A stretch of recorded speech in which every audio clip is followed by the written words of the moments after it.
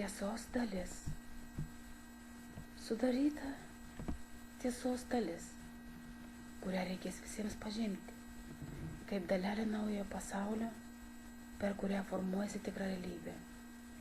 Šis tikslus pažinimas pereina labai tvirtai ideologijai, kuri yra sukurta teisingo požiūrio ir mąstymo dėka.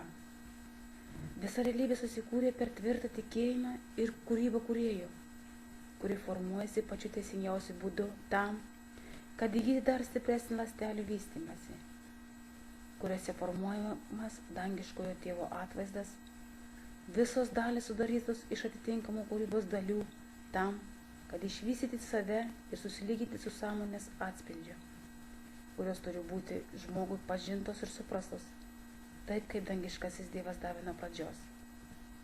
Nes čia ir pereina tikra kūryba ir tikslų supratimas, kuris atsiveria tada, kai paruoštas žmogaus fizinis kūnas ir dangiškoji begalybė, kuri kūrėsi nuo pradžios, sulyginta žmogų su visų pasauliu ir visomis tiksliomis pasaulio mintimis, kurias reikia išvystyti pozityviai. Norma. Dalis tiesos atsiveria per elektrinę šviesą, sustiprinta jos dalį kaip didelė realybė, kuri sudaro stiprų atspindį dangiškojo tėvo šviesai.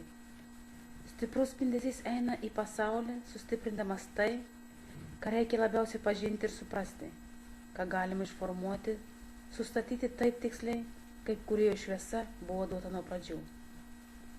Dabar visa realybė eina per pasaulį ir atstato atvaizdus, kurie iš 7 atspindžių, koreguoja pasaulio dalį taip ir atstato nuo sukurtos pradžios. Čia susidariusi dalis formuoja visą šią realybę, sustato viską taip, kas buvo realu. O atvaizdai taps tokie stiprus, kad spindesys išėjęs iš šio atvaizdo tampa vienas iš kūrėjo atspindžių, kuris pasaulį kuria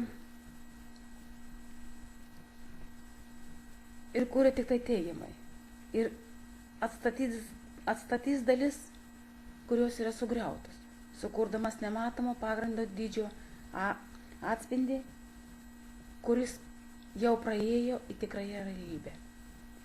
Ir atstatė tikrąjį pasaulio atvaizdą, kuris bus reikalingas žmogui išvystyti kūrybos galią ir suformuoti savo atvaizdą pagal dangiškąjį tėvą, kuris bus amžinas, tikras ir vystytųsi iki begalybės. O per dangiškojo tėvo atvaizdą stiprinasi vidinio ir išorinio pasaulio pusiausvyrą, kuri eina per vertikalią liniją su stipriu vystymosi iki begalybės. Ir visa tai per dangiškąją tėvo atvaizdą.